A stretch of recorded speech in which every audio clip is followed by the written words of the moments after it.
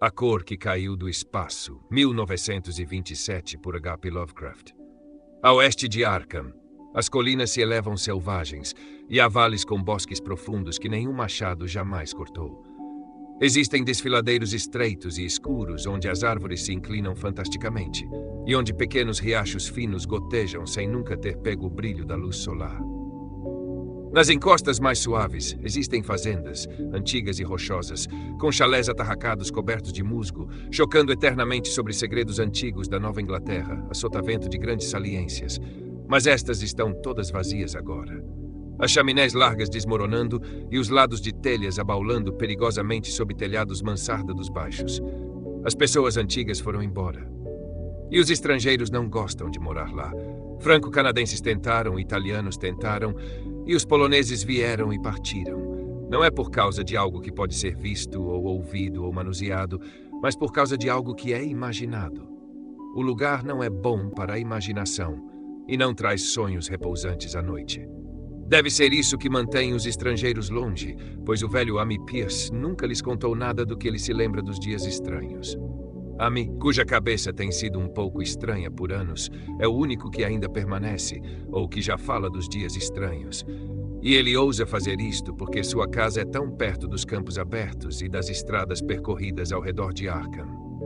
Houve uma vez uma estrada sobre as colinas e através dos vales que correu reto onde o terreno devastado está agora. Mas as pessoas cessaram de usá-la e uma nova estrada foi colocada curvando-se muito para o sul. Traços da antiga ainda podem ser encontrados em meio às ervas daninhas de um deserto retornando, e alguns deles, sem dúvida, permanecerão mesmo quando metade das cavidades estiver alagada para o novo reservatório.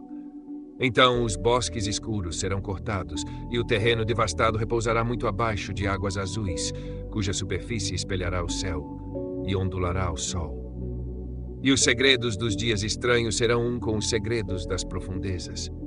Um com o conhecimento oculto do oceano antigo e todo o mistério da terra primordial.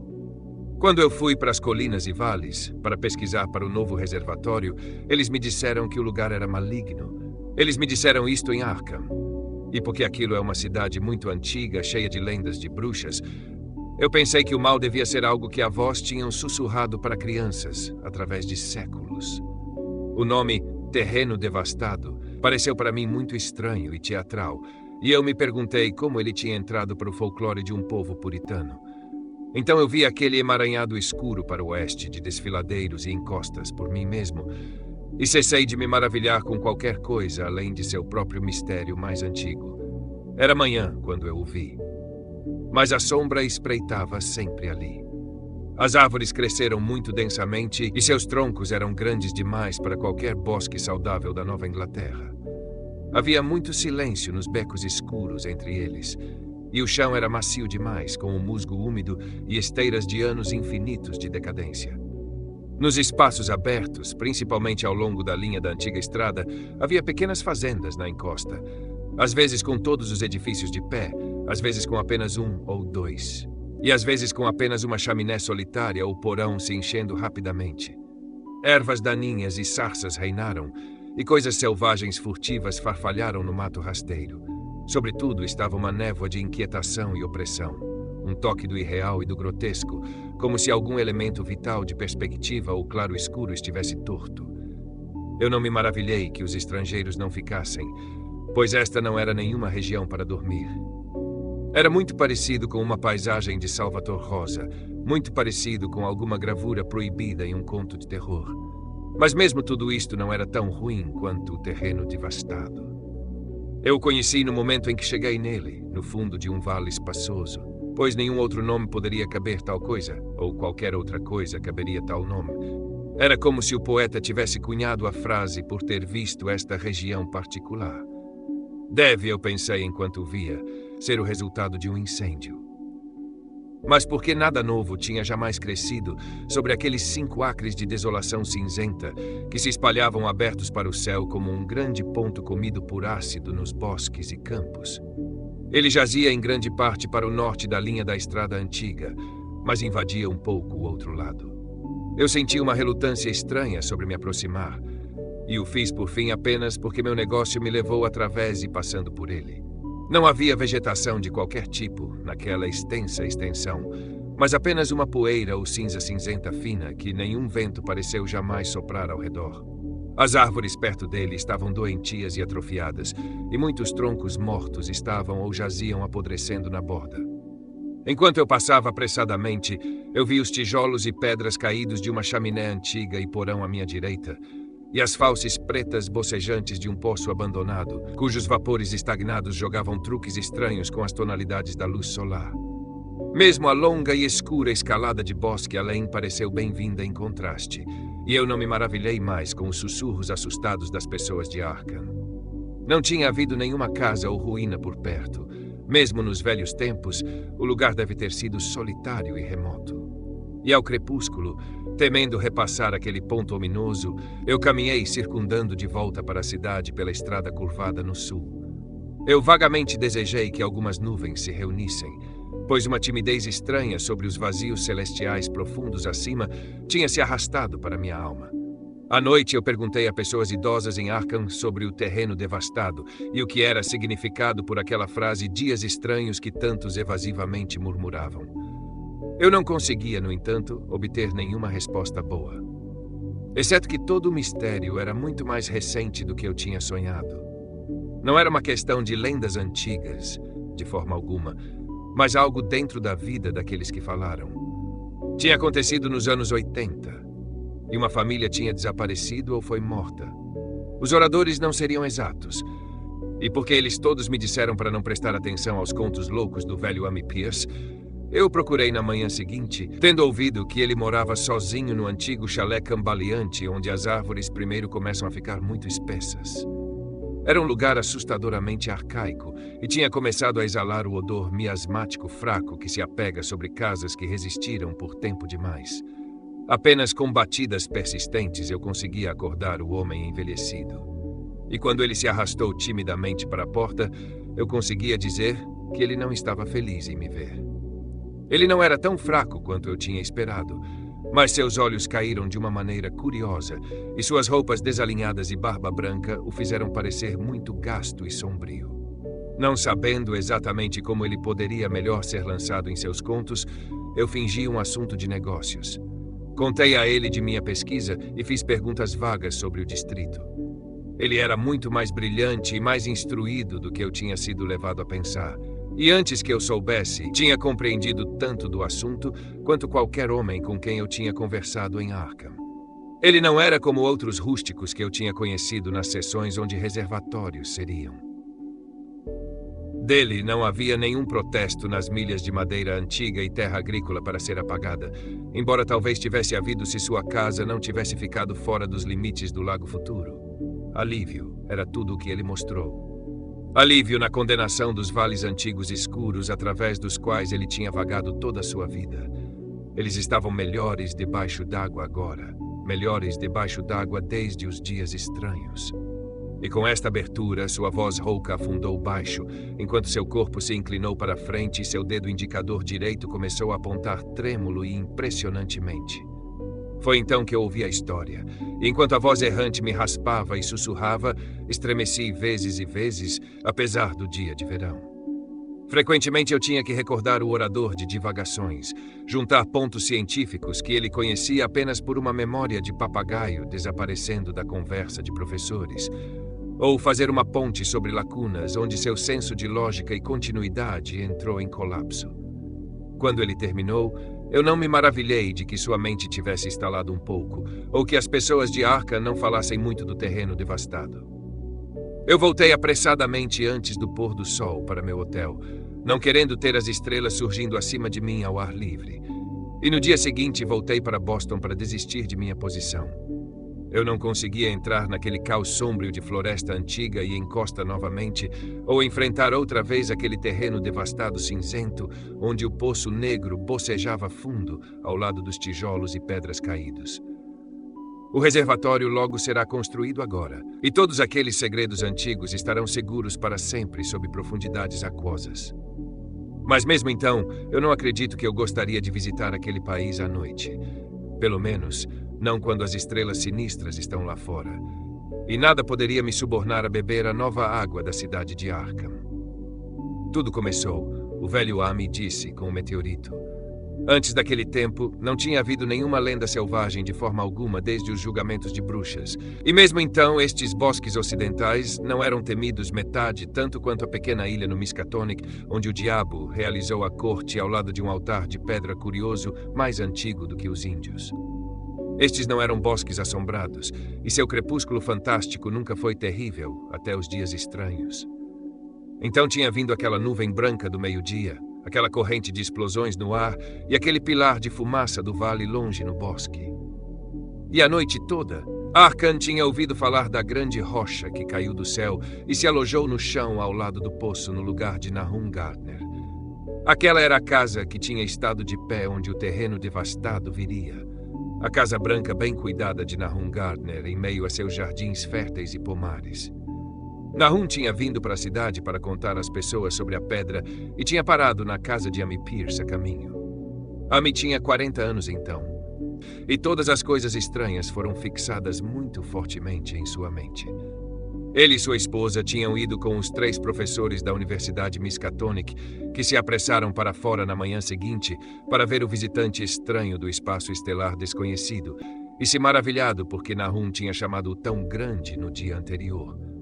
Ele tinha encolhido. Nahum disse enquanto ele apontava o grande monte acastanhado acima da terra rasgada e grama carbonizada perto da arcaica estrutura de poço em seu quintal dianteiro. Mas os homens sábios responderam que pedras não encolhem. Seu calor permaneceu persistentemente, e Nahum declarou que tinha brilhado fracamente na noite.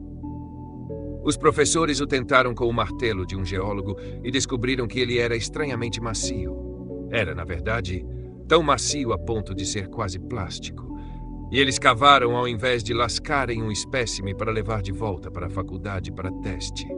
Eles o levaram em um balde velho emprestado da cozinha de Nahum, pois mesmo a pequena peça se recusou a esfriar.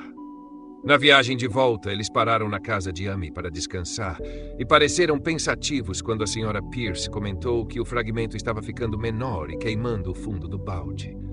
Verdadeiramente, não era grande, mas talvez eles tivessem levado menos do que eles pensavam. No dia depois daquele, tudo isso foi em junho de 1882, os professores tinham se reunido novamente em uma grande excitação.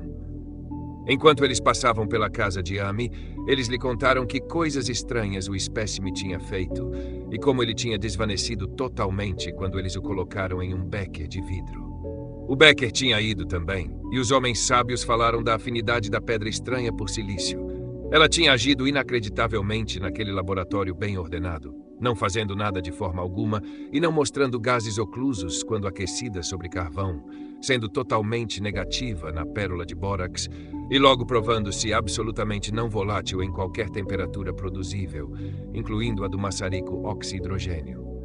Em uma bigorna, ele apareceu altamente maleável e no escuro sua luminosidade era muito marcada. Recusando-se teimosamente a esfriar, ele logo tinha a faculdade em um estado de excitação real, e quando sob aquecimento diante do espectroscópio, exibiu faixas brilhantes diferentes de quaisquer cores conhecidas do espectro normal, tinha muita conversa sem fôlego de novos elementos, propriedades ópticas bizarras e outras coisas que homens de ciência perplexos estão acostumados a dizer quando confrontados pelo desconhecido. Quente como estava, eles o testaram em um cadinho com todos os reagentes adequados. Água não fez nada. Ácido clorídrico foi o mesmo. Ácido nítrico e até mesmo água régia meramente chiaram e borrifaram contra sua invulnerabilidade tórrida. Amy teve dificuldade em recordar todas estas coisas, mas reconheceu alguns solventes enquanto eu os mencionava na ordem usual de uso. Havia amônia e soda cáustica, álcool e éter, sulfeto de carbono nauseante e uma dúzia de outros. Mas, embora o peso crescesse constantemente menor conforme o tempo passava, e o fragmento parecesse estar esfriando ligeiramente, não houve nenhuma mudança nos solventes para mostrar que eles tinham atacado a substância de forma alguma. Era um metal, embora além de qualquer dúvida. Era magnético, para uma coisa. E após sua imersão nos solventes ácidos, pareceu haver traços tênues das figuras de Widmanstätten encontradas no ferro meteórico. Quando o resfriamento tinha se tornado muito considerável, o teste foi realizado em vidro, e foi em um becker de vidro que eles deixaram todas as lascas feitas do fragmento original durante o trabalho. Na manhã seguinte, tanto as lascas quanto o Becker tinham desaparecido sem deixar rastros, e apenas um ponto carbonizado marcou o lugar na prateleira de madeira onde eles tinham estado.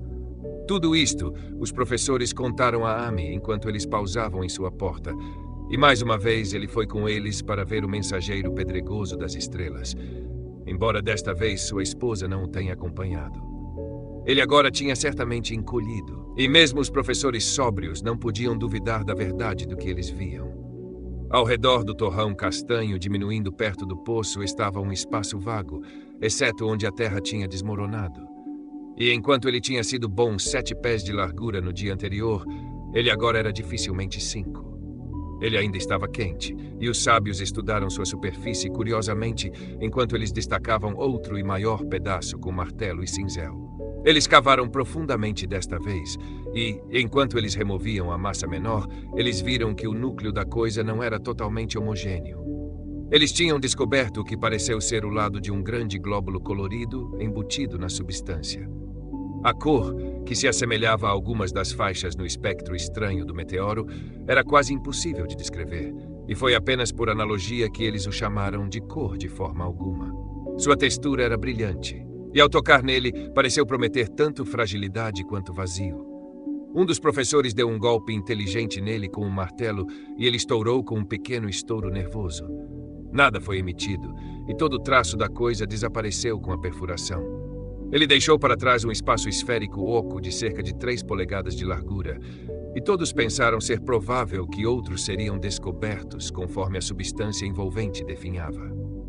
A conjectura era vã. Então, após uma tentativa inútil de encontrar glóbulos adicionais perfurando, os buscadores partiram novamente com seu novo espécime, que provou, no entanto, ser tão frustrante no laboratório quanto seu predecessor tinha sido. Além de ser quase plástico, ter calor, magnetismo e leve luminosidade, esfriar ligeiramente em ácidos poderosos, possuir um espectro desconhecido, definhar no ar e atacar compostos de silício com destruição mútua como resultado, ele não apresentou nenhuma característica de identificação de forma alguma, e no final dos testes os cientistas da faculdade foram forçados a possuir que eles não conseguiam colocá-lo. Não era nada desta terra, mas um pedaço do grande exterior, e como tal, dotado com propriedades exteriores e obediente a leis exteriores. Aquela noite tinha atraído o relâmpago, como Nahum disse, com uma persistência singular. 6 vezes, dentro de 1 hora, o fazendeiro viu o relâmpago atingir lá. Havia uma tempestade, e quando os professores saíram para a casa de Nahum no dia seguinte, eles encontraram uma decepção amarga. A pedra magnética, como tinha sido, devia ter tido alguma propriedade elétrica peculiar, pois ela fez sulco no quintal dianteiro, e quando a tempestade tinha acabado, nada restou, exceto um poço irregular pela estrutura de poço antiga, meio sufocado com terra desmoronada. Cavar não tinha produzido nenhum fruto, e os cientistas verificaram o fato do desaparecimento total. A falha foi total, de modo que nada restou a fazer a não ser voltar para o laboratório e testar novamente o fragmento, que, desaparecendo, tinha sido deixado cuidadosamente em uma caixa de chumbo. Aquele fragmento durou 1 semana, ao final da qual nada de valor tinha sido apreendido dele. Quando ele tinha ido, nenhum resíduo foi deixado para trás. E com o tempo, os professores sentiram dificilmente certeza de que eles tinham de fato visto com olhos despertos aquele vestígio críptico dos abismos insondáveis de fora. Aquela mensagem solitária e estranha de outros universos e outros reinos de matéria, força e entidade. Como era natural, os jornais de Arkham fizeram muito do incidente com patrocínio colegial e enviaram repórteres para conversar com Nahum Gardner e sua família. Pelo menos um diário de Boston também enviou um escriba, e Nahum rapidamente se tornou uma espécie de celebridade local. Ele era uma pessoa magra e cordial de cerca de 50 anos, vivendo com sua esposa e 3 filhos na agradável fazenda no vale. Ele e Amy trocavam visitas frequentemente, assim como suas esposas. E Amy não tinha nada além de elogios para ele depois de todos estes anos. Ele pareceu ligeiramente orgulhoso do aviso que seu lugar tinha traído, e falou frequentemente sobre o meteorito nas semanas seguintes. Aquele julho e agosto foram quentes, e Nahum trabalhou duro em seu feno no pasto de 10 acres através de Chapman's Brook, sua carroça chacoalhando usando sulcos profundos nas pistas sombrias entre. O trabalho o cansou mais do que tinha feito em outros anos, e ele sentiu que a idade estava começando a se manifestar nele. Então caiu o tempo de fruta e colheita. As peras e maçãs amadureceram lentamente, e Nahum jurou que seus pomares estavam prosperando como nunca antes. A fruta estava crescendo a um tamanho fenomenal e brilho incomum, e em tal abundância que barris extras foram encomendados para lidar com a colheita futura. Mas com o amadurecimento veio a dor. Decepção, pois de toda aquela matriz magnífica de beleza especiosa, não uma única gota era própria para comer. Para o sabor fino das peras e maçãs, tinha rastejado uma amargura furtiva e enjoo, de modo que mesmo a menor das mordidas induziu um desgosto duradouro. Foi o mesmo com os melões e tomates, e Nahum tristemente viu que sua colheita inteira estava perdida. Rápido para conectar eventos, ele declarou que o meteorito tinha envenenado o solo e agradeceu ao céu que a maioria das outras colheitas estavam no lote do Planalto ao longo da estrada. O inverno veio cedo e foi muito frio. Amy viu Nahum com menos frequência do que o habitual e observou que ele tinha começado a parecer preocupado. O resto de sua família também pareceu ter crescido taciturno e estavam longe de constantes em suas idas à igreja ou sua frequência nos vários eventos sociais do interior. Para esta reserva ou melancolia, nenhuma causa podia ser encontrada, embora toda a família confessasse agora e então uma saúde mais pobre e um sentimento de inquietação vaga. Nahum mesmo deu a declaração mais definida de alguém quando ele disse que ele estava perturbado sobre certas pegadas na neve. Elas eram as impressões de inverno usuais de esquilos vermelhos, coelhos brancos e raposas. Mas o fazendeiro preocupado professou ver algo não totalmente certo sobre sua natureza e arranjo. Ele nunca foi específico, mas pareceu pensar que elas não eram tão características da anatomia e hábitos de esquilos e coelhos e raposas como elas deveriam ser. Amy escutou sem interesse esta conversa até uma noite, quando ele passou de carro pela casa de Nahum em seu trenó no caminho de volta de Clark's Corners. Tinha havido uma lua, e um coelho tinha corrido através da estrada, e os saltos daquele coelho eram maiores do que Amy ou seu cavalo gostaram. O último, de fato, quase tinha fugido quando trazido por uma rédea firme. Daí em diante, Amy deu aos contos de Nahum mais respeito e se perguntou por que os cães de Gardner pareciam tão intimidados e tremendo todas as manhãs. Eles tinham, como se desenvolveu, quase perdido o espírito de latir. Em fevereiro, os meninos McGregor de Meadow Hill estavam caçando marmotas e, não longe do lugar de Gardner, ensaiaram um espécime muito peculiar. As proporções de seu corpo pareceram ligeiramente alteradas de uma maneira estranha, impossível de descrever, enquanto seu rosto tinha assumido uma expressão que ninguém jamais viu em uma marmota antes. Os meninos ficaram genuinamente assustados e jogaram a coisa fora de uma vez, de modo que apenas seus contos grotescos delas jamais alcançaram as pessoas do interior. Mas a esquivança dos cavalos perto da casa de Nahum tinha agora se tornado uma coisa reconhecida. E toda a base para um ciclo de lendas sussurradas estava rapidamente tomando forma. As pessoas juraram que a neve derretia mais rápido ao redor da casa de Nahum do que fazia em qualquer outro lugar. E no início de março, houve uma discussão impressionada na loja geral de Potter, em Clark's Corners. Stephen Rice tinha passado de carro pela casa de Gardner de manhã e tinha notado os repolhos de gambá surgindo através da lama pelos bosques através da estrada. Nunca foram coisas de tal tamanho vistas antes, e eles contavam com cores estranhas que não podiam ser colocadas em nenhuma palavra.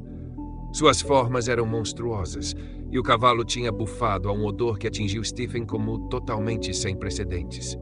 A fruta ruim do outono antes foi livremente mencionada, e foi de boca em boca que havia veneno no chão de Nahum. Claro que foi o meteorito. E lembrando quão estranho os homens da faculdade tinham achado aquela pedra, vários fazendeiros falaram sobre o assunto para eles. Um dia eles fizeram uma visita a Nahum, mas não tendo nenhum amor por contos selvagens e folclore, foram muito conservadores no que eles inferiram. As plantas eram certamente estranhas, mas todos os repolhos de gambá são mais ou menos estranhos em forma, odor e tonalidade. Talvez algum elemento mineral da pedra tenha entrado no solo, mas logo seria lavado. E quanto às pegadas e cavalos assustados? Claro que isto era mera conversa do interior, que tal fenômeno como o aerólito certamente começaria. Não havia realmente nada para homens sérios fazerem em casos de fofocas selvagens, pois rústicos supersticiosos dirão e acreditarão em qualquer coisa. E assim, através de todos os dias estranhos, os professores ficaram longe em desprezo. Apenas um deles, quando dado 2 frascos de poeira para análise em um trabalho policial mais de 1 ano e meio depois, lembrou que a cor estranha daquele repolho de gambá tinha sido muito parecida com uma das faixas anômalas de luz mostrada pelo fragmento de meteoro no espectroscópio da faculdade, e como o glóbulo frágil encontrado embutido na pedra do abismo. As amostras neste caso de análise deram as mesmas faixas estranhas a princípio, embora mais tarde elas tenham perdido a propriedade. As árvores brotaram prematuramente ao redor da casa de Nahum, e à noite elas balançavam ominosamente ao vento. O segundo filho de Nahum, Tadeus, um rapaz de 15 anos, jurou que elas balançavam também quando não havia vento, mas mesmo os fofoqueiros não dariam crédito a isto. Certamente, no entanto, inquietação estava no ar. A família Gardner inteira desenvolveu o hábito de escuta furtiva, embora não por nenhum som que eles podiam conscientemente nomear. A escuta foi, de fato, mais um produto de momentos, quando a consciência pareceu meio escorregar para longe.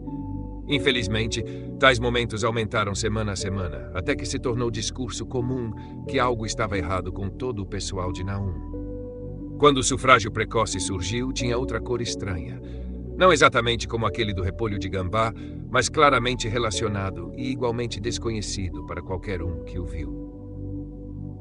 Nahum levou algumas flores para Arkham e as mostrou para o editor da Gazette, mas aquele dignitário não fez mais do que escrever um artigo humorístico sobre eles, no qual os medos escuros de rústicos foram sustentados ao ridículo educado. Foi um erro de Nahum contar a um homem de cidade estoico sobre a maneira como as grandes borboletas de luto supercrescidas se comportavam em conexão com estes sufrágios. Abril trouxe uma espécie de loucura para o povo do campo, e começou aquele desuso da estrada passando pela casa de Nahum, que levou ao seu abandono final. Era a vegetação. Todas as árvores do pomar floresceram em cores estranhas, e através do solo pedregoso do quintal e pastagem adjacente surgiu um crescimento bizarro que apenas um botânico podia conectar com a flora adequada da região. Nenhuma cor sã e salutar estava em qualquer lugar para ser vista, exceto na grama verde e folhagem, mas em todos os lugares, aquelas variantes agitadas e prismáticas de algum tom primário subjacente doentio, sem um lugar entre os matizes conhecidos da terra. As calças de holandês se tornaram uma coisa de ameaça sinistra, e as sanguinárias cresceram insolentes em sua perversão cromática. Amy e os Gardners pensaram que a maioria das cores tinha uma espécie de familiaridade assombrando, e decidiram que eles lembravam a um do glóbulo frágil no meteoro. Nahum lavrou e semeou o pasto de 10 acres e o lote do Planalto, mas não fez nada com a terra ao redor da casa.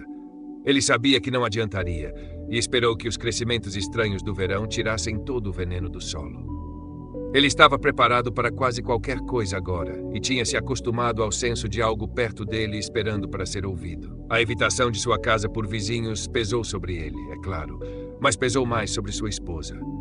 Os meninos estavam melhores, estando na escola a cada dia, mas eles não podiam ajudar, ficando assustados pela fofoca.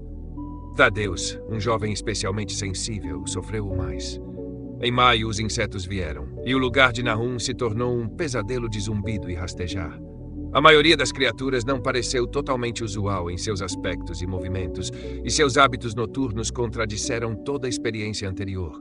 Os Gardners começaram a vigiar à noite, vigiando em todas as direções ao acaso por algo. Eles não conseguiam dizer o quê. Foi então que eles todos reconheceram que Tadeus tinha estado certo sobre as árvores. Gardner foi a próxima a ver da janela enquanto ela observava os galhos inchados de um bordo contra um céu iluminado pela lua. Os galhos certamente se moveram e não havia vento. Deve ser a seiva. Estranheza tinha entrado em tudo, crescendo agora. No entanto, não foi nenhuma da família de Nahum, de forma alguma, quem fez a próxima descoberta. Familiaridade os tinha entorpecido, e o que eles não conseguiam ver foi vislumbrado por um vendedor de moinhos de vento tímido de Bolton, que passou de carro uma noite na ignorância das lendas do interior. O que ele contou em Arkham foi dado um curto parágrafo na Gazette, e foi lá que todos os fazendeiros, Nahum incluído, o viram primeiro. A noite tinha sido escura e os lampiões de charrete fracos, mas ao redor de uma fazenda no vale que todos conheciam do relato, deve ser a de Nahum. A escuridão tinha sido menos espessa. Uma luminosidade fraca, embora distinta, pareceu inerir-se em toda a vegetação, grama, folhas e flores, tanto enquanto em um momento um pedaço destacado da fosforescência pareceu se mexer furtivamente no quintal perto do celeiro. A grama tinha até então parecido intocada, e as vacas estavam pastando livremente no lote perto da casa, mas em direção ao fim de maio, o leite começou a ficar ruim. Então, Nahum fez as vacas serem conduzidas para as terras altas, depois do que o problema cessou. Não muito depois disso, a mudança na grama e folhas se tornou aparente ao olho. Toda a verdura estava ficando cinza e estava desenvolvendo uma qualidade altamente singular de fragilidade. Amy era agora a única pessoa que já visitava o lugar, e suas visitas estavam ficando cada vez menos. Quando a escola fechou, os Gardners estavam virtualmente cortados do mundo. E às vezes deixavam Amy fazer seus recados na cidade. Eles estavam falhando curiosamente tanto física quanto mentalmente, e ninguém ficou surpreso quando a notícia da loucura da Sra. Gardner se espalhou.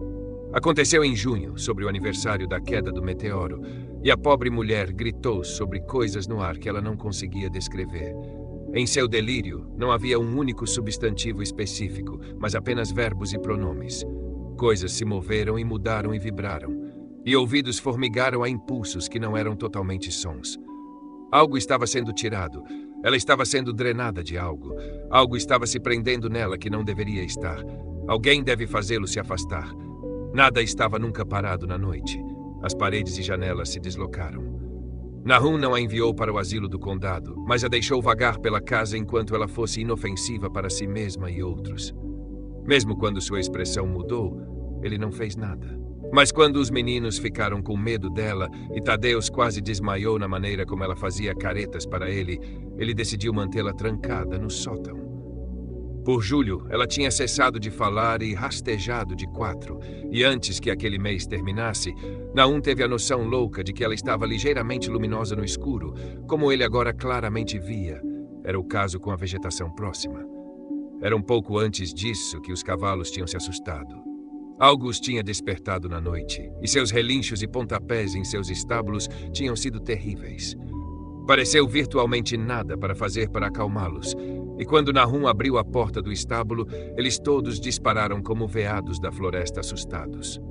Levou uma semana para rastrear todos os 4, e quando foram encontrados, foram vistos como sendo bem inúteis e incontroláveis. Algo tinha instalado em seus cérebros, e cada um teve que ser baleado para seu próprio bem. Nahum emprestou um cavalo de Amy para seu feno, mas descobriu que ele não se aproximaria do celeiro. Ele se esquivou, teimou e relinchou, e no final ele não conseguiu fazer nada além de dirigi-lo para dentro do quintal, enquanto os homens usaram sua própria força para colocar a carroça pesada perto o suficiente do palheiro para arremesso conveniente. E enquanto isso, toda a vegetação estava ficando cinza e frágil. Mesmo as flores cujos matizes tinham sido tão estranhos estavam ficando cinzentas agora, e a fruta estava saindo cinzenta e atrofiada e sem gosto. As ásteres e varas de ouro floresceram cinzentas e distorcidas, e as rosas exíneas e malvas rosas no quintal da frente eram coisas de aparência tão blasfema que o filho mais velho de Nahum, Zenas, as cortou. Os insetos inchados estranhamente morreram sobre aquele tempo. Até mesmo as abelhas que tinham deixado suas colmeias e tinham levado para os bosques. Por setembro, toda a vegetação estava desmoronando rapidamente para um pó acinzentado, e Nahum temeu que as árvores morreriam antes que o veneno estivesse fora do solo. Sua esposa agora tinha crises de gritos terríveis, e ele e os meninos estavam em um estado constante de tensão nervosa. Eles evitavam pessoas agora, e quando a escola abriu, os meninos não foram. Mas foi Amy. Em uma de suas raras visitas, quem primeiro percebeu que a água do poço não era mais boa. Ela tinha um gosto maligno que não era exatamente fétido, nem exatamente salgado, e Amy aconselhou seu amigo a cavar outro poço em terreno mais alto para usar até que o solo estivesse bom novamente. Nahum, no entanto, ignorou o aviso, pois ele tinha por aquele tempo se tornado calejado a coisas estranhas e desagradáveis. Ele e os meninos continuaram a usar o suprimento contaminado, bebendo tão apaticamente e mecanicamente quanto eles comeram suas refeições escassas e mal cozidas e fizeram suas tarefas ingratas e monótonas através dos dias sem rumo. Havia algo de resignação estoica sobre todos eles, como se eles caminhassem meio em outro mundo entre linhas de guarda sem nome para uma condenação certa e familiar. Tadeusz enlouqueceu em setembro após uma visita ao poço. Ele tinha ido com um balde e tinha voltado de mãos vazias, gritando e agitando seus braços, e às vezes caindo em uma risadinha insípida ou um sussurro sobre as cores em movimento lá embaixo. 2 em uma família era muito ruim, mas Nahum foi muito corajoso sobre isso. Ele deixou o menino correr por uma semana até que ele começou a tropeçar e se machucar, e então ele o trancou em um quarto no sótão, através do corredor do de sua mãe. A maneira como eles gritavam um com o outro de trás de suas portas trancadas era muito terrível, especialmente para o pequeno Merwin, que imaginava que eles falavam em alguma língua terrível que não era da terra. Merwin estava ficando terrivelmente imaginativo, e sua inquietação era pior depois do fechamento do irmão, que tinha sido seu maior companheiro de brincadeiras. Quase ao mesmo tempo, a mortalidade entre o gado começou. Aves ficaram acinzentadas e morreram muito rapidamente, sua carne sendo encontrada seca e nauseante ao cortar. Porcos cresceram desordenadamente gordos, então repentinamente começaram a passar por mudanças repugnantes que ninguém conseguia explicar. Sua carne era, é claro, inútil, e Nahum estava no fim de sua inteligência. Nenhum veterinário rural se aproximaria de seu lugar, e o veterinário da cidade de Arkham ficou abertamente frustrado. Os suínos começaram a ficar cinzentos e frágeis, caindo em pedaços antes que eles morressem, e seus olhos e focinhos desenvolveram alterações singulares. Era muito inexplicável, pois eles nunca tinham sido alimentados da vegetação contaminada. Então algo atingiu as vacas. Certas áreas, ou às vezes o corpo inteiro, seria horrivelmente enrugado ou comprimido, e colapsos ou desintegrações atrozes eram comuns. Nos últimos estágios, e a morte era sempre o resultado, haveria um cinzentar e tornar-se frágil como aquele que assolava os porcos. Não poderia haver questão de veneno, pois todos os casos ocorreram em um celeiro trancado e não perturbado. Nenhuma mordida de coisas rondando poderia ter trazido o vírus, pois qual besta viva da terra pode passar por obstáculos sólidos? Deve ser apenas doença natural. Ainda assim, que doença poderia causar tais resultados estava além da adivinhação de qualquer mente. Quando a colheita veio, não havia um animal sobrevivendo no lugar, pois o estoque e as aves estavam mortos e os cães tinham fugido. Estes cães, 3 em número, tinham todos desaparecido uma noite e nunca foram ouvidos novamente. Os 5 gatos tinham partido algum tempo antes, mas sua partida foi dificilmente notada, já que agora parecia não haver nenhum rato, e apenas a Sr. Gardner tinha feito animais de estimação dos felinos graciosos. No 19º de outubro, Nahum cambaleou para a casa de Amy com notícias hediondas. A morte tinha vindo para o pobre Tadeusz, em seu quarto no sótão, e tinha vindo de uma maneira que não podia ser contada. Nahum tinha cavado uma sepultura no lote familiar com grades atrás da fazenda e tinha colocado lá o que ele encontrou. Não poderia ter havido nada de fora, pois a pequena janela barrada e a porta trancada estavam intactas. Mas era muito como tinha sido no celeiro. Amy e sua esposa consolaram o homem aflito o melhor que eles conseguiram, mas estremeceram enquanto eles fizeram isso. Terror sombrio pareceu se apegar ao redor dos Gardners e tudo o que eles tocaram, e a própria presença de um na casa era um hálito de regiões sem nome e inomináveis. Amy acompanhou Nahum para casa com a maior relutância e fez o que ele pôde para acalmar o soluço histérico do pequeno Merwin. Zenas não precisava de acalmar. Ele tinha vindo ultimamente a não fazer nada além de olhar para o espaço e obedecer ao que seu pai lhe disse. E Amy pensou que seu destino era muito misericordioso. De vez em quando, os gritos de Merwin eram respondidos fracamente do sótão, e em resposta a um olhar questionador, Nahum disse que sua esposa estava ficando muito fraca. Quando a noite se aproximou, Amy conseguiu ir embora, pois nem mesmo a amizade poderia fazê-lo ficar naquele lugar quando o brilho fraco da vegetação começou e as árvores podem ou não ter balançado sem vento. Foi realmente sortudo para Amy que ele não era mais imaginativo. Mesmo como as coisas estavam, sua mente estava inclinada sempre tão ligeiramente. Mas se ele tivesse sido capaz de conectar e refletir sobre todos os portentos ao seu redor, ele inevitavelmente teria se tornado um maníaco total.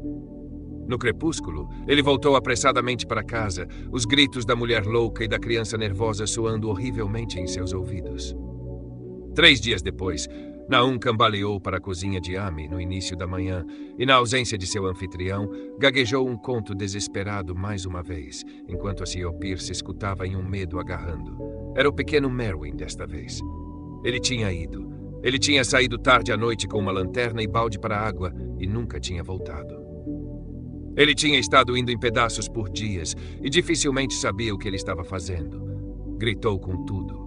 Tinha havido um grito frenético do quintal então, mas antes que o pai pudesse chegar à porta, o menino tinha ido.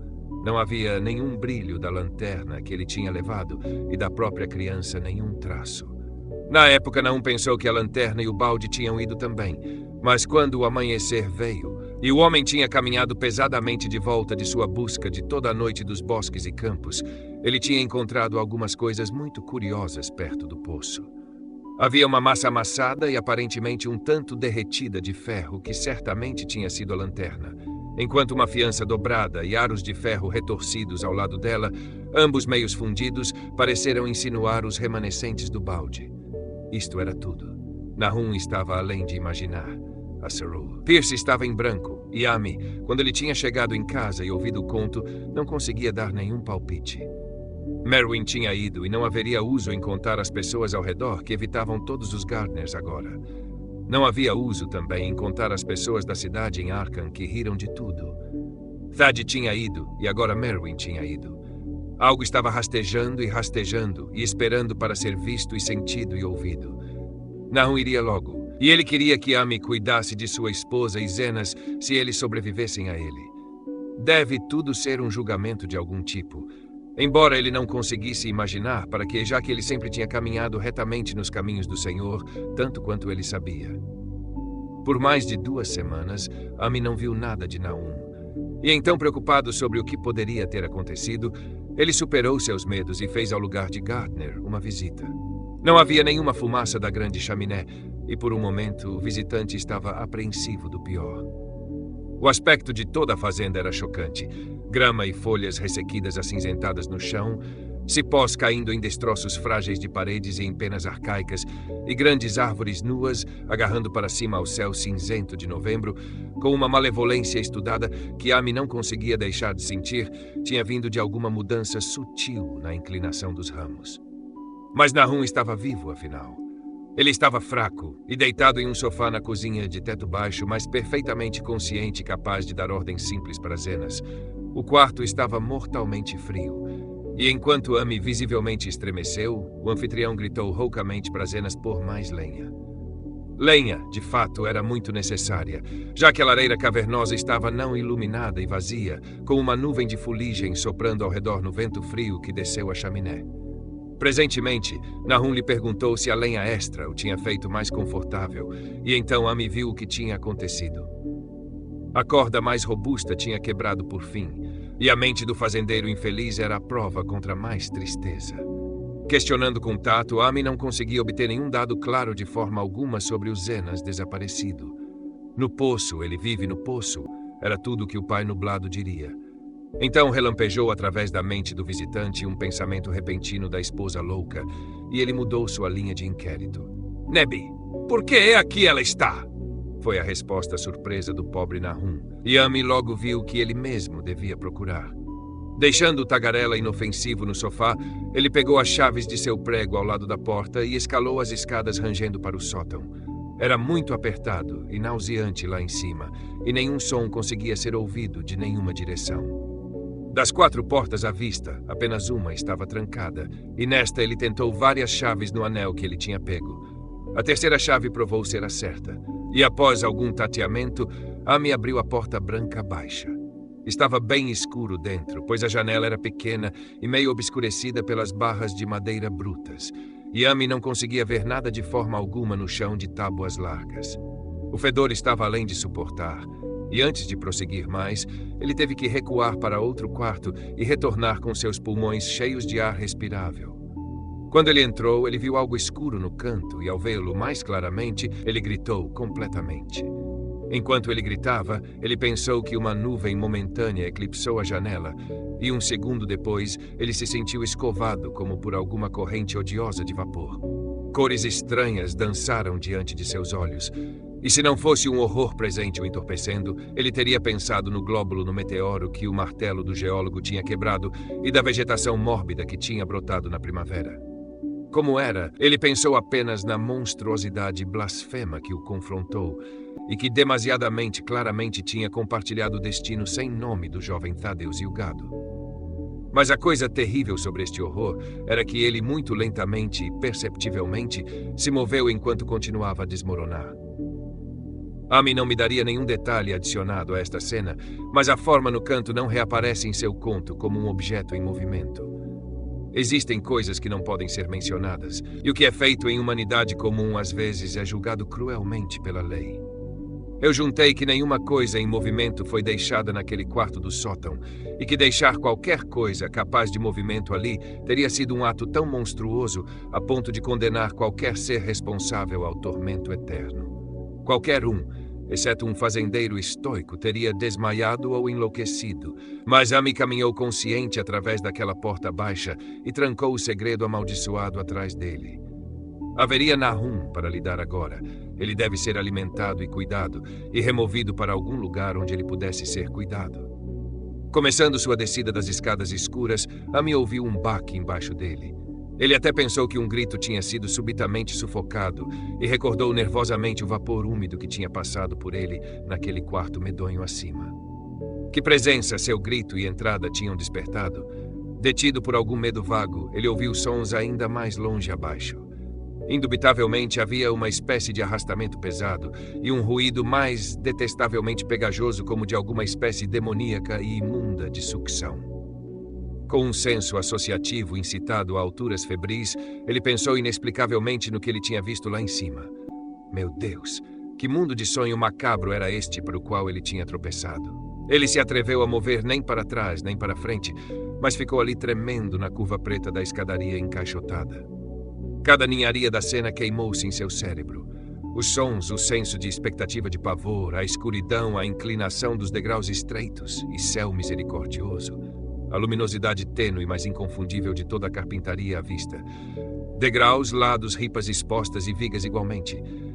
Então irrompeu um relincho frenético do cavalo de Amy lá fora, seguido de uma vez por um estrondo que contou de uma fuga frenética. Em outro momento, cavalo e charrete tinham ido além do alcance da audição, deixando o homem assustado nas escadas escuras para adivinhar o que os tinha enviado. Mas aquilo não era tudo. Tinha havido outro som lá fora. Uma espécie de respingo líquido, água, deve ter sido o poço. Ele tinha deixado Harold desamarrado perto dele, e uma roda de charrete deve ter escovado a borda e derrubado uma pedra. E ainda a fosforescência pálida brilhava naquela carpintaria detestavelmente antiga. Deus, quão velha a casa era! A maior parte dela construída antes de 1670, e o telhado mansarda não mais tarde do que 1730. Um arranhão fraco no chão, no andar de baixo, agora soou distintamente, e o aperto de Amy apertou em uma vara pesada que ele tinha pegado no sótão para algum propósito. Nervosamente, preparando-se lentamente, ele terminou sua descida e caminhou ousadamente em direção à cozinha. Mas ele não completou a caminhada, porque o que ele procurava não estava mais ali. Ele tinha vindo para encontrá-lo, e ainda estava vivo de uma certa maneira. Se ele tinha rastejado ou se ele tinha sido arrastado por qualquer força externa, Amy não conseguia dizer, mas a morte tinha estado agindo sobre ele. Tudo tinha acontecido na última meia hora, mas colapso, cinzentar e desintegração já estavam muito avançados. Havia uma fragilidade horrível e fragmentos secos estavam descascando. Amy não conseguia tocá-lo, mas olhou horrorizado para a paródia distorcida que tinha sido um rosto.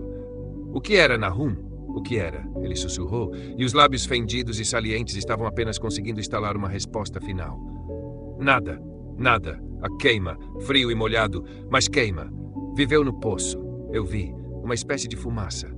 Como as flores na última primavera, o poço brilhou à noite. Thad, Merne e Zenas, tudo vivo, sugando a vida de tudo. Naquela pedra, deve ter vindo naquela pedra, envenenado o lugar inteiro, Não sei o que é. Aquela coisa redonda que aqueles homens da faculdade cavaram para fora da pedra. Eles a esmagaram. Era aquela mesma cor, exatamente a mesma, como as flores e plantas. Deve ter havido mais delas, sementes. Elas cresceram. Eu a vi pela primeira vez esta semana. Deve ter ficado forte em Zenas. Ele era um menino grande, cheio de vida. Isso derruba sua mente e então te pega, te queima. Na água do poço. Você estava certo sobre aquilo. Água maligna. Zenas nunca voltou do poço. Não consegue escapar. Atrai você. Você sabe que algo está vindo, mas não adianta. Eu a vi vezes e sem conta desde que Zenas foi pego. Onde está Nabi, Ami? Minha cabeça não presta. Não sei há quanto tempo desde que eu alimentei. Isso vai pegá-la se não formos cuidadosos. Apenas uma cor. O rosto dela está ficando para ter aquela cor às vezes em direção à noite. E queima e suga. Isso veio de algum lugar onde as coisas não são como elas são aqui. Um daqueles professores disse assim. Ele estava certo. Cuidado, Ami. Isso vai fazer algo mais. Suga a vida para fora. Mas isso era tudo. Aquilo que falou não conseguia falar mais, porque tinha desmoronado completamente. Ami colocou uma toalha de mesa quadriculada vermelha sobre o que restou e cambaleou para fora da porta dos fundos para os campos. Ele escalou a encosta para o pasto de 10 acres e tropeçou para casa pela estrada do norte e os bosques. Ele não conseguia passar aquele poço do qual seu cavalo tinha fugido. Ele tinha olhado para ele através da janela e tinha visto que nenhuma pedra estava faltando da borda. Então a charrete cambaleante não tinha desalejado nada. Afinal, o respingo tinha sido outra coisa. Algo que entrou no poço depois que ele tinha terminado com o pobre Nahum. Quando Ami alcançou sua casa, o cavalo e a charrete tinham chegado antes dele e jogado sua esposa em crises de ansiedade. Assegurando-a sem explicações, ele partiu de uma vez para Arkham e notificou as autoridades de que a família Gardner não existia mais. Ele não se entregou a nenhum detalhe, mas meramente contou das mortes de Nahum e Nabi, aquela de Tadeu sendo já conhecida, e mencionou que a causa pareceu ser o mesmo estranho mal que tinha matado o gado. Ele também afirmou que Merwin e Zenas tinham desaparecido. Houve considerável questionamento na delegacia de polícia, e no final, Ami foi compelido a levar 3 oficiais para a fazenda Gardner, juntamente com o legista, o examinador médico e o veterinário que tinha tratado os animais doentes. Ele foi muito contra sua vontade, pois a tarde estava avançando e ele temia a queda da noite sobre aquele lugar amaldiçoado, mas foi algum consolo ter tantas pessoas com ele. Os 6 homens dirigiram para fora em uma carroça democrata, seguindo a charrete de Ami, e chegaram na fazenda assolada pela peste por volta das 4 horas. Usados como os oficiais estavam para experiências medonhas, nenhum permaneceu impassível com o que foi encontrado no sótão e sob a toalha de mesa quadriculada vermelha no chão abaixo. Todo o aspecto da fazenda com sua desolação cinzenta era terrível o suficiente. Mas aqueles 2 objetos desmoronando estavam além de todos os limites. Ninguém conseguia olhar muito tempo para eles, e mesmo o examinador médico admitiu que havia muito pouco para examinar. Espécimes conseguiam ser analisados, é claro, então ele se ocupou em obtê-los. E aqui se desenvolve que uma sequência muito desconcertante ocorreu no laboratório da faculdade, onde os 2 frascos de poeira foram finalmente levados. Sob o espectroscópio, ambas as amostras liberaram um espectro desconhecido, no qual muitas das faixas frustrantes eram precisamente como aquelas que o meteoro estranho tinha produzido no ano anterior. A propriedade de emitir este espectro desapareceu em um mês, a poeira depois consistindo principalmente de fosfatos alcalinos e carbonatos. Ami não teria contado aos homens sobre o poço se ele tivesse pensado que eles pretendiam fazer alguma coisa ali mesmo. Estava chegando em direção ao pôr do sol e ele estava ansioso para ir embora. Mas ele não conseguiu ajudar, lançando um olhar nervoso para a borda pedregosa pela grande estrutura de poço. E quando um detetive o questionou, ele admitiu que Nahum tinha temido algo lá embaixo, tanto que ele nunca tinha sequer pensado em procurá-lo por Merwin ou Zenas. Depois daquilo, nada iria servir além de que eles esvaziassem e explorassem o poço imediatamente. Então Ami teve que esperar tremendo, enquanto balde após balde de água rançosa era puxado para cima e espirrado no chão encharcado lá fora. Os homens fungaram com desgosto no fluido e, em direção ao último, seguraram seus narizes contra o fedor que eles estavam descobrindo. Não foi um trabalho tão longo quanto eles tinham temido que seria, já que a água era fenomenalmente baixa. Não há necessidade de falar muito exatamente do que eles encontraram. Merwin e Zenas estavam ambos ali, em parte, embora os vestígios fossem principalmente esqueléticos. Havia também um pequeno veado e um cão grande no mesmo estado, e um número de ossos de animais menores.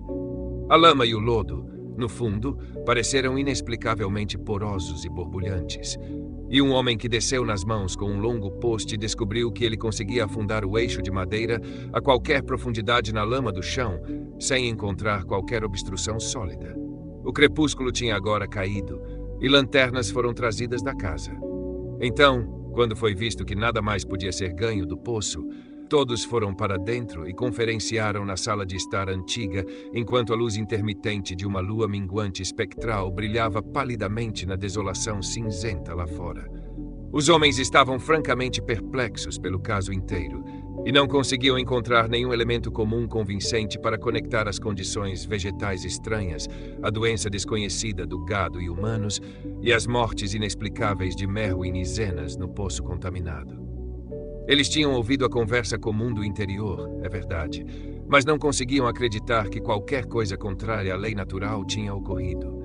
Sem dúvida, o meteoro tinha envenenado o solo, mas a doença de pessoas e animais que não tinham comido nada crescido naquele solo era outro assunto. Era a água do poço? Muito possivelmente. Poderia ser uma boa ideia analisá-la. Mas que loucura peculiar poderia ter feito ambos os meninos pularem no poço? Suas ações eram tão similares, e os fragmentos mostraram que eles tinham ambos sofrido da morte cinzenta e frágil. Por que tudo era tão cinzento e frágil? Foi o legista sentado perto de uma janela com vista para o quintal quem primeiro notou o brilho ao redor do poço. A noite tinha se posto totalmente e todos os terrenos aborrecíveis pareceram fracamente luminosos com mais do que os raios de luar intermitentes. Mas este novo brilho era algo definido e distinto. E pareceu atirar-se para cima do poço negro como um raio amolecido de um holofote, dando reflexos opacos nas pequenas piscinas terrestres onde a água tinha sido esvaziada. Ele tinha uma cor muito estranha, e enquanto todos os homens se aglomeravam ao redor da janela, Amy deu um começo violento, pois este raio estranho de miasma horripilante era para ele de nenhuma tonalidade desconhecida. Ele tinha visto aquela cor antes e temeu pensar o que ela poderia significar. Ele tinha visto isso no glóbulo desagradável frágil naquele aerólito 2 verões atrás. Tinha visto isso na vegetação louca da primavera e tinha pensado que ele tinha visto por um instante, naquela mesma manhã, contra a pequena janela barrada daquele quarto do sótão terrível, onde coisas sem nome tinham acontecido. Tinha relampejado ali um segundo e uma corrente úmida e odiosa de vapor tinha passado roçando por ele. E então o pobre Nahum tinha sido pego por algo daquela cor. Ele tinha dito assim no final, dito que era o glóbulo e as plantas. Depois daquilo, tinha vindo a fuga no quintal e o respingo no poço, e agora aquele poço estava arrotando para a noite um raio pálido e insidioso do mesmo matiz demoníaco. É digno de crédito para o estado de alerta da mente de Amy que ele se intrigou mesmo naquele momento tenso sobre um ponto que era essencialmente científico. Ele não conseguiu senão se maravilhar com sua colheita, da mesma impressão de um vapor vislumbrado durante o dia, contra uma janela abrindo para o céu da manhã, e de uma exalação noturna vista como uma névoa fosforescente contra a paisagem negra e devastada.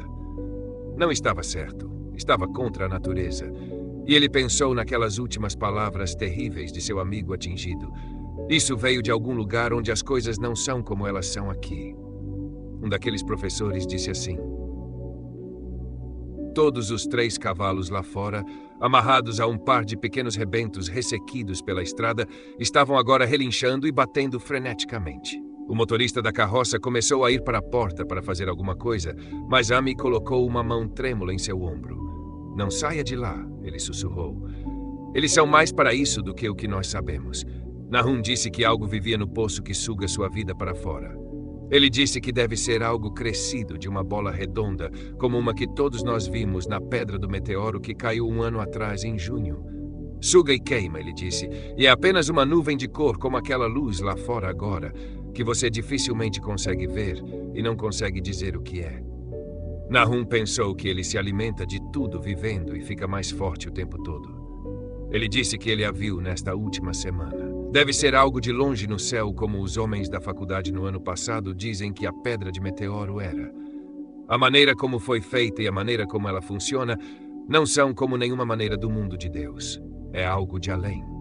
Então os homens pausaram indecisos enquanto a luz do poço crescia mais forte e os cavalos atrelados batiam e relinchavam em frenesi crescente. Foi verdadeiramente um momento terrível, com terror naquela casa antiga e amaldiçoada em si, 4 conjuntos monstruosos de fragmentos, 2 da casa e 2 do poço, no depósito de lenha atrás, e aquele eixo de iridescência desconhecida e profana das profundezas viscosas na frente. Ami tinha restringido o motorista por impulso, esquecendo o quão ileso ele próprio estava após a escovada pegajosa daquele vapor colorido no quarto do sótão. Mas talvez seja tão bom que ele agiu como ele fez. Ninguém jamais saberá o que estava no exterior naquela noite. E embora a blasfêmia de Além não tivesse até então machucado nenhum humano de mente não enfraquecida, não há como dizer o que ela poderia não ter feito naquele último momento. E com sua força aparentemente aumentada e os sinais especiais de propósito que ela em breve exibiria sob o céu iluminado pela lua meio nublado. De repente, um dos detetives na janela deu uma pequena e aguda ofegação. Os outros olharam para ele, e então rapidamente seguiram seu próprio olhar para cima, até o ponto no qual seu desvio ocioso tinha sido repentinamente detido. Não havia necessidade de palavras. O que tinha sido contestado em fofocas do interior não era mais contestável. E é por causa da coisa que cada homem daquele grupo concordou em sussurrar mais tarde que os dias estranhos nunca são falados em Arkham. É necessário premissa que não havia vento naquela hora da noite. Um surgiu não muito tempo depois, mas não havia absolutamente nenhum então. Mesmo as pontas secas da mostarda de cerca remanescente, cinzentas e desoladas, e a franja no telhado da carroça democrata parada não foram agitadas. E ainda, em meio àquela calma tensa e ímpia, os altos galhos nus de todas as árvores no quintal estavam se movendo. Eles estavam se contorcendo morbidamente e espasmodicamente, agarrando em loucura convulsiva e epiléptica as nuvens iluminadas pela lua, arranhando impotentemente no ar nocivo, como se puxados por alguma linha alienígena e incorpórea de ligação com horrores subterrâneos, contorcendo-se e lutando abaixo das raízes pretas. Nenhum homem respirou por vários segundos. Então uma nuvem de profundidade mais escura passou sobre a lua, e a silhueta de galhos agarrando desvaneceu momentaneamente. Nisto houve um grito geral, abafado com temor, mas rouco e quase idêntico de todas as gargantas. Pois o terror não tinha desvanecido com a silhueta, e em um instante temeroso de escuridão mais profunda, os observadores viram-se contorcendo naquela altura da copa das árvores, 1 milhar de pequenos pontos de brilho tênue e profano, tombando cada ramo como o fogo de Santo Elmo, ou as chamas que desceram sobre as cabeças dos apóstolos no Pentecostes. Era uma constelação monstruosa de luz antinatural, como um enxame glutão de vagalumes alimentados por cadáveres dançando sarabandas infernais sobre uma marisma amaldiçoada. E sua cor era aquela mesma intrusão sem nome que Ami tinha vindo a reconhecer e temer. Durante todo o tempo, o eixo de fosforescência do poço estava ficando mais brilhante e mais brilhante, trazendo para as mentes dos homens aglomerados um senso de condenação e anormalidade que ultrapassou em muito qualquer imagem que suas mentes conscientes pudessem formar. Não estava mais brilhando para fora, estava jorrando para fora. E, enquanto a corrente disforme de cor impossível de colocar deixava o poço, pareceu fluir diretamente para o céu. O veterinário estremeceu e caminhou para a porta da frente para deixar cair a barra extra pesada sobre ela. Ami tremeu não menos e teve que puxar e apontar por falta de uma voz controlável quando ele desejou chamar a atenção para a luminosidade crescente das árvores. O relincho e estampido dos cavalos tinham se tornado totalmente medonhos. Mas nenhuma alma daquele grupo na casa antiga se aventuraria para fora por qualquer recompensa terrena. Com os momentos, o brilho das árvores aumentou, enquanto seus ramos inquietos pareceram forçar-se mais e mais em direção à verticalidade. A madeira da estrutura de poço estava brilhando agora, e, presentemente, um policial mudamente apontou para alguns galpões de madeira e colmeias perto da parede de pedra no oeste. Elas estavam começando a brilhar também. embora os veículos amarrados dos visitantes pareceram até agora não afetados. Então, houve uma comoção e estrépito selvagem na estrada, e enquanto Amy apagava a lâmpada para melhor ver, eles perceberam que a extensão de cinzas frenéticas tinha quebrado seu rebento e fugido com a carroça democrata. O choque serviu para afrouxar várias línguas e sussurros embaraçados foram trocados. "Isso se espalha sobre tudo orgânico que esteve por aqui", murmurou o examinador médico. Ninguém respondeu, mas o homem que tinha estado no poço deu uma dica de que seu longo poste deve ter agitado algo intangível. "Foi horrível", ele adicionou. Não havia fundo algum, apenas lodo e bolhas e a sensação de algo espreitando lá embaixo. O cavalo de Amy ainda bateu e gritou ensurdecedoramente na estrada lá fora e quase afogou o tremor fraco de seu dono enquanto ele murmurava suas reflexões informes. "Isso veio daquela pedra. Cresceu lá embaixo, pegou tudo vivendo, se alimentou deles, mente e corpo. Thad, Merny, Zenas e Nabi. Nahum era o último. Eles todos beberam a água, ficou forte neles. Isso veio de além, onde as coisas não são como elas são aqui. Agora está indo para casa." Neste ponto, enquanto a coluna de cor desconhecida brilhou repentinamente mais forte e começou a tecer-se em sugestões fantásticas, de forma que cada espectador mais tarde descreveu diferentemente, veio do pobre Harrow atrelado tal som como nenhum homem antes ou desde então jamais ouviu de um cavalo. Cada pessoa naquele quarto de estar de tom baixo tapou seus ouvidos e Amy se virou da janela em horror e náusea. Palavras não conseguiam transmiti-lo. Quando Amy olhou para fora novamente, a infeliz besta jazia encolhida, inerte, no chão iluminado pela lua entre os eixos estilhaçados da charrete. Aquilo foi o último de Hero, até que eles o enterrassem no dia seguinte. Mas o presente não era a hora para lamentar, pois quase neste instante um detetive silenciosamente chamou a atenção para algo terrível no próprio quarto com eles. Na ausência da luz da lâmpada, estava claro que uma fosforescência fraca tinha começado a permear todo o apartamento. Ela brilhou no chão de tábuas largas e no fragmento de tapete de pano, e cintilou sobre as guilhotinas das janelas de pequenos painéis. Ela correu para cima e para baixo dos postes de canto, coruscou sobre a prateleira e a lareira e infectou as próprias portas e móveis. Cada minuto a viu fortalecer, e por fim estava muito claro que coisas vivas saudáveis devem deixar aquela casa. Amy lhes mostrou a porta dos fundos e o caminho para cima, através dos campos para o pasto de 10 acres. Eles caminharam e tropeçaram como em um sonho, e não ousaram olhar para trás até que eles estivessem longe no terreno alto. Eles ficaram felizes com o caminho, pois eles não conseguiriam ter ido pelo caminho da frente, por aquele poço. Foi ruim o suficiente passar o celeiro e galpões brilhantes, e aquelas árvores de pomar brilhantes, com seus contornos tortuosos e demoníacos. Mas graças ao céu, os ramos fizeram sua pior torção lá no alto. A lua foi para debaixo de algumas nuvens muito pretas, enquanto eles cruzaram a ponte rústica sobre Chapman's Brook, e foi tateamento cego de lá para os prados abertos. Quando eles olharam para trás em direção ao vale e ao lugar distante de Gardner, no fundo, eles viram uma visão medonha. Toda a fazenda estava brilhando com a mistura hedionda desconhecida de cor. Árvores, edifícios e até mesmo tal grama e erva, como não tinha sido totalmente mudada para a fragilidade cinzenta letal. Os galhos estavam todos se forçando para cima em direção ao céu, pontilhados com línguas de chama imunda, e borrifos brandos do mesmo fogo monstruoso estavam rastejando sobre as cumeeiras da casa, celeiro e galpões. Era uma cena de uma visão de Fuseli, e sobre todo o resto reinou aquele tumulto de amorfo luminoso, aquele arco-íris alienígena e não dimensionado de veneno críptico do poço, fervendo, sentindo, batendo, alcançando, cintilando, forçando e malignamente borbulhando em seu cromaticismo cósmico e irreconhecível.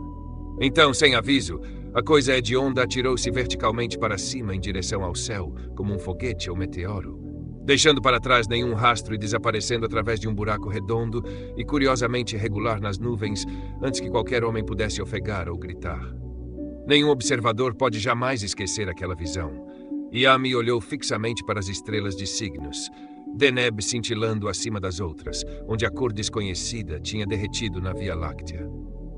Mas seu olhar foi, no momento seguinte, chamado rapidamente para a terra pelo estalo no vale. Era apenas aquilo. Apenas um rompimento e estalo de madeira, e não uma explosão, como tantos outros do grupo juraram. Ainda assim, o resultado foi o mesmo, pois em um instante febril e caleidoscópico irrompeu daquela fazenda condenada e amaldiçoada um cataclismo eruptivo brilhantemente de faíscas e substâncias antinaturais, embaçando o olhar dos poucos que o viram e enviando para o zênite uma tempestade torrencial bombardeando de tais fragmentos coloridos e fantásticos como nosso universo deve precisar renegar. Através de vapores refechando rapidamente, eles seguiram a grande morbidez que tinha desaparecido, e em outro segundo eles também tinham desaparecido. Atrás e abaixo estava apenas uma escuridão para a qual os homens não ousaram retornar. E ao redor estava um vento crescente que pareceu varrer para baixo em rajadas pretas e frias do espaço interestelar. Ele gritou e uivou, e açoitou os campos e bosques distorcidos em um frenesi cósmico louco, até que logo o grupo tremendo percebeu que não adiantaria esperar que a lua mostrasse o que foi deixado lá embaixo na casa de Naum. Chocado demais mesmo para insinuar teorias, os 7 homens tremendo caminharam penosamente de volta em direção a Arkham pela estrada do norte. Amy estava pior do que seus companheiros e implorou a eles para vê-lo dentro de sua própria cozinha, em vez de continuar reto para a cidade. Ele não desejava cruzar os bosques noturnos açoitados pelo vento sozinho para sua casa na estrada principal, pois ele tinha tido um choque adicionado que os outros foram poupados. E foi esmagado para sempre com um medo preocupante que ele não ousou mesmo mencionar por muitos anos por vir. Como o resto dos observadores naquela colina tempestuosa tinham estoicamente colocado seus rostos em direção à estrada, Amy tinha olhado para trás um instante para o vale sombreado de desolação tão recentemente abrigando seu amigo desafortunado.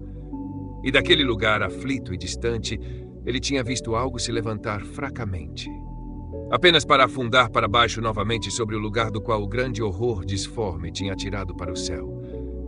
Era apenas uma cor, mas não nenhuma cor de nossa terra ou céus. E porque Amy reconheceu aquela cor e soube que este último remanescente fraco ainda deve espreitar lá embaixo no poço, ele nunca tem estado totalmente certo desde então. Amy jamais se aproximaria do lugar novamente. Já faz mais de meio século agora desde que o horror aconteceu, mas ele nunca esteve ali e ficará feliz quando o novo reservatório apagá-lo. Eu ficarei feliz também, pois eu não gosto da maneira como a luz solar mudou de cor ao redor da boca daquele poço abandonado que eu passei. Eu espero que a água esteja sempre muito profunda, mas mesmo assim, eu nunca beberei. Eu não acho que eu visitarei o país de Arkham daqui em diante. 3 dos homens que tinham estado com Amy retornaram na manhã seguinte para ver as ruínas à luz do dia, mas não havia nenhuma ruína real. Apenas os tijolos da chaminé, as pedras do porão, algum lixo mineral e metálico aqui e ali e a borda daquele poço nefando. Salvo pelo cavalo morto de Amy, que eles rebocaram para longe e enterraram, e a charrete que eles logo retornaram para ele, tudo que tinha estado vivo alguma vez tinha ido. 5 acres macabros de deserto cinzento empoeirado permaneceram, nem nada jamais cresceu ali desde então. Até hoje ele se espalha aberto para o céu como um grande ponto comido por ácido nos bosques e campos, e os poucos que já ousaram vislumbrá-lo apesar dos contos rurais o nomearam o terreno devastado. Os contos rurais são estranhos. Eles poderiam ser ainda mais estranhos se homens da cidade e químicos da faculdade pudessem estar interessados o suficiente para analisar a água daquele poço desusado, ou a poeira cinzenta que nenhum vento parece jamais dispersar. Botânicos também deveriam estudar a flora atrofiada nas bordas daquele lugar, pois eles poderiam lançar luz sobre a noção do interior que a praga está se espalhando, pouco a pouco, talvez 1 polegada por ano. As pessoas dizem que a cor da relva vizinha não está totalmente certa na primavera e que coisas selvagens deixam impressões estranhas na neve de inverno leve. A neve nunca parece totalmente tão pesada no terreno devastado quanto é em outro lugar. Cavalos, os poucos que restam nesta era motorizada, ficam ariscos no Vale Silencioso, e caçadores não conseguem depender em seus cães muito perto da mancha de poeira acinzentada. Eles dizem que as influências mentais são muito ruins também. Números ficaram estranhos nos anos após a partida de Naum, e sempre eles careceram do poder de escapar. Então o povo de mente mais forte, todos deixaram a região, e apenas os estrangeiros tentaram viver nas casas antigas, desmoronando. Eles não conseguiam ficar embora, e alguém às vezes se pergunta que insight, além das nossas, suas reservas selvagens e estranhas de magia sussurrada lhes deram. Seus sonhos à noite, eles protestam, são muito horríveis naquele país grotesco, e certamente a própria aparência do Reino Escuro é o suficiente para agitar uma fantasia mórbida. Nenhum viajante jamais escapou de um senso de estranheza naqueles desfiladeiros profundos, e artistas tremem enquanto eles pintam bosques espessos cujo mistério é tanto do espírito quanto do olho. Eu mesmo estou curioso sobre a sensação que eu derivei de minha única caminhada solitária antes que Amy me contasse seu conto. Quando o crepúsculo veio, eu vagamente desejei que algumas nuvens se reunissem, pois uma timidez estranha sobre os vazios celestiais profundos acima tinha se arrastado para minha alma. Não me pergunte pela minha opinião. Eu não sei. Isto é tudo. Não havia ninguém além de Amy para questionar, pois as pessoas de Arkham não falarão sobre os dias estranhos, e todos os 3 professores que viram o aerólito e seu glóbulo colorido estão mortos. Havia outros glóbulos, dependa disso. Um deve ter se alimentado e escapado, e provavelmente havia outro que estava atrasado demais. Sem dúvida, ainda está no poço. Eu sei que havia algo errado com a luz solar que eu vi acima daquela borda miasmática. Os rústicos dizem que a praga se arrasta 1 polegada por ano, então talvez haja uma espécie de crescimento ou nutrição mesmo agora.